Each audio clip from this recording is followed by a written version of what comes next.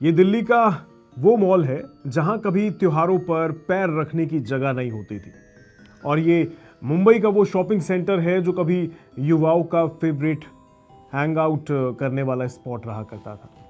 आज यहाँ सिर्फ खामोशी दिखाई देती है। इन मॉल्स के गलियारों में अब ग्राहकों की हंसी और चहल पहल की जगह सन्नाटा पसरा हुआ दिखाई देता है। बल्कि आप कहेंगे कि एक अजीब सी शांति पसरी हुई है यहाँ पर। एक हालिया रिपोर्ट के मुताबिक देश के 32 बड़े शहरों का जब सर्वे किया गया तो पता चला कि वाकई यहाँ देश में जो मॉल बन रहे हैं उनमें घोस्ट मॉल, एक तरीके से आप कहें भूतिया मॉल जो होते हैं, उनकी संख्या बढ़ती जा रही है और आंकड़ा वाकई चौंकाने वाला है। आखिर इन चमकती दमकती इमारतों को किसकी नज़र लग गई है? कैसे करोड़ों की लागत से बनाई गई ये शानदार बिल्डिंग्स आज वीरान लगने लगी हैं? इस वीडियो में हम इसी रहस्य से पर्दा उठाएंगे और जानेंगे कि दिल्ली से मुंबई तक भारत के शॉपिंग मॉल्स क्यों खाली हो रहे हैं। बस आपको मेरे साथ अंत तक बने रहना है। मेरा नाम है रोहित कौशिक और आप देख रहे हैं money 9।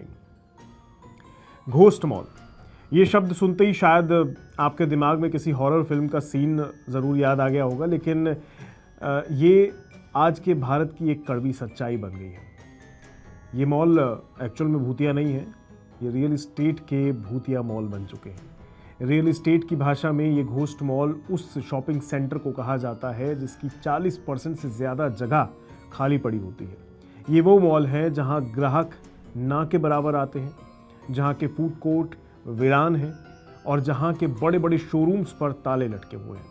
Real estates consultancy firm Knight Frank India ने अभी हाल में एक रिपोर्ट जारी की है जिसका नाम है, लेटेस्ट जो नाम है उसका, think India think retail report. इसमें कुछ चौंकाने वाले आंकड़े पेश किए गए हैं और रिपोर्ट के मुताबिक जो सामने आया वो ये कि देश के लगभग 20% शॉपिंग मॉल खाली पड़े हुए हैं। भारत के 32 शहरों में 365 शॉपिंग सेंटर्स में से करीब 74 सेंटर शॉपिंग के बंद हो चुके हैं।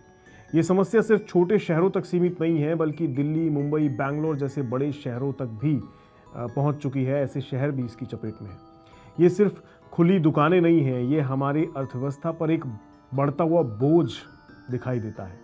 अनुमान है कि इन खाली पड़े मॉल्स की वजह से डेवलपर्स और निवेशकों को भारी नुकसान भी हो रहा है। लेकिन सवाल ये है कि हम इस मोड़ तक पहुंच कैसे गए?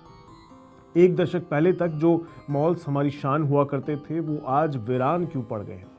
चलिए इसके पीछे की वजह को भी समझते हैं। पहली वजह, स्मार्टफोन और ऑनलाइन शॉपिंग। इससे आप भी अछूते नहीं होंगे। अमेज़ॉन, फ्लिपकार्ट, मिंत्रा जैसी कंपनियों ने शॉपिंग को हमारी उंगलियों पर ला दिया है। लोग घर बैठे एक क्लिक पर कुछ भी ऑर्डर कर सकते हैं, तो इनकी ज़रूरत कम हो गई है। दूसरी वजह, खराब प्रबंधन और पुराने डिज़ाइन।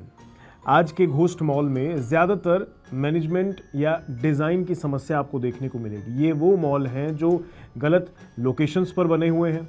इस कारण से यहाँ लोग कम आते हैं और जो थोड़ी बहुत दुकानें खुली हैं जहाँ लोग गाहे बेगाहे पहुँच भी जाएं तो उनको देखने को कुछ खास मिलता नहीं। तीसरा कारण है ऊंची लागत और कंपटीशन। मॉल का रेवेन्यू मॉडल अक्सर 3 मुख्य चीज़ों पर टिका होता है।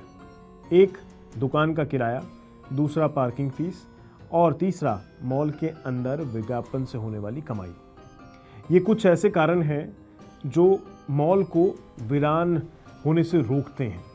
लेकिन जब कुछ मॉल गलत जगहों पर बन जाते हैं तो ये 3 कारण विफल होते चले जाते हैं और मॉल वीरान होते चले जाते हैं। इसके अलावा भी कुछ बड़े कारण हैं, जैसे बड़े और इस्टेब्लिश्ड ग्रेड ए के मॉल्स जो हैं उनके आने से कंपटीशन और ज़्यादा बढ़ गया है। ये भी एक बड़ा कारण है। ग्राहक और रिटेलर्स दोनों ही उन मॉल्स को चुनते हैं जो नए, आकर्षक हैं और अच्छी लोकेशंस पर मौजूद हैं। जब एक ही इलाके में एक पुराना साधारण सा मॉल और एक नया सा वर्ल्ड क्लास सुविधाओं वाला मॉल होगा तो ग्राहक और ब्रांड्स दोनों ही नए मॉल की तरफ भागते दिखाई देंगे। इससे पुराने मॉल धीरे धीरे खाली होने लगते हैं और आखिरकार घोस्ट मॉल की श्रेणी में आ जाते हैं। ऐसे ही वाकया मैं आपको बताता हूँ, आपने शायद देखा भी हो जो दिल्ली एनसीआर में रहते हैं। नोएडा के सेक्टर 18 में मौजूद है DLF मॉल ऑफ इंडिया और सामने बना हुआ है GIP मॉल। ये दोनों में आपको फ़र्क पता चलता होगा जो यहाँ के निवासी हैं उनको। दोनों मॉल आमने सामने बने हैं, बस फ़र्क वही है, नए और पुराने का, अच्छे प्रबंधन और ख़राब व्यवस्था का। ऐसे में बड़ा सवाल ये है कि आखिर इन वीरान पड़े मॉल का होगा क्या? क्या इन इमारतों का कोई भविष्य नहीं है? क्या ये हमेशा के लिए ऐसे ही भूतिया जगह बनी रहेंगी? जी नहीं। इस मामले में अच्छी खबर भी है। नाइट फ्रैंक की रिपोर्ट के मुताबिक ऐसे घोस्ट मॉल्स से हर साल करीबन 357 करोड़ रुपए की कमाई की जा सकती है किराए के जरिए। घोस्ट मॉल में 50% से ज़्यादा खाली पड़ी जो जगह है, ये मॉल 1.55 करोड़ वर्ग फुट में जगह घेरे हुए हैं। मतलब ये ओवरऑल सब जगहों को मिलाकर एक अनुमानित आंकड़ा है एरिया का। और ये खाली पड़े मॉल की जो जगह है, ये इनमें 15 ऐसे सेंटर हैं जिनकी पहचान की गई है, जिनमें बहुत अच्छी क्षमता है और उनका सही से अगर इस्तेमाल किया जाए तो वो 357 करोड़ रुपए सालाना कमा सकते हैं। तो कुल मिलाकर समाधान यही निकलता है कि ऐसे मॉल्स को रीडेवलपमेंट किया जाए, इन्हें एक शॉपिंग सेंटर के बजाय मिक्स्ड यूज़ प्रॉपर्टी में बदला जाए, जैसे रिटेल की दुकान, ऑफिस स्पेस, कोवर्किंग स्पेस, छोटे क्लिनिक, फिटनेस सेंटर और यहाँ तक कि रहने के लिए अपार्टमेंट भी बनाए जा सकते हैं इनमें, क्योंकि ये काफ़ी बड़े स्पेस में बने होते हैं। ये एक तरीका है इनको ठीक करने का। दूसरा एक और तरीका है, इससे पहले वाले तरीके में देखिए, इससे जो है इमारतों में 24 घंटे आपको चहल पहल दिखने को मिलेगी अगर अपार्टमेंट वगैरह बना दी जाए तो। उसके अलावा जो दूसरा रास्ता है वो ये कि मॉल में ही रेस्टोरेंट, कैफ़े, बार, कॉन्सर्ट हॉल, इसके अलावा आर्ट गैलरी वगैरह वाली चीज़ें अगर बना दिए जाएं तो भी यहाँ पर चहल पहल बढ़ने लगेगी और लोगों का आना जाना लग जाएगा।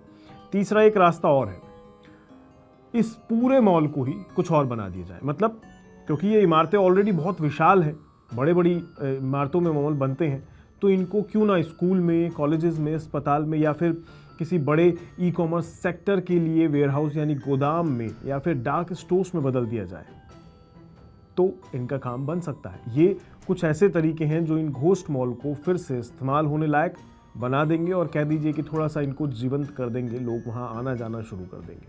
तो एक बात साफ है कि भारत में शॉपिंग मॉल का कॉन्सेप्ट अब बदल चुका है। इन्हीं बदलते कॉन्सेप्ट की वजह से ये घोस्ट मॉल विकसित होते दिखाई दे रहे हैं, ज़्यादा इनकी संख्या बढ़ती जा रही है। आपका क्या कहना है इस मुद्दे पर? आप कहाँ शॉपिंग करना पसंद करते हैं, खासकर मॉल की दुकानों में जाकर या फिर अपने फ़ोन में ऑनलाइन स्टोर के ज़रिए? कमेंट बॉक्स में बताइए, आपके कमेंट का इंतजार रहेगा। आज की इस वीडियो में इतना ही, दीजिए इजाज़त, नमस्कार।